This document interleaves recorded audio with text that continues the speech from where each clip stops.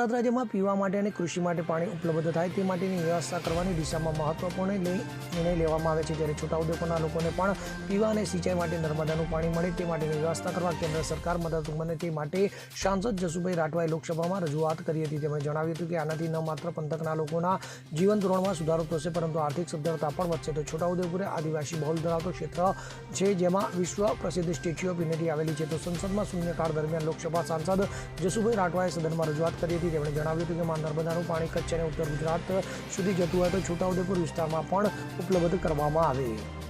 Bureau report CN24 news. હવે જુઓ દેશ દુનિયાની તમામ ખબરો તમારી આંગળીના ટેરવે. ઉઠાવો મોબાઈલ અને Google Play Store પરથી ડાઉનલોડ કરો અમારી CN24 ન્યૂઝ મોબાઈલ એપ.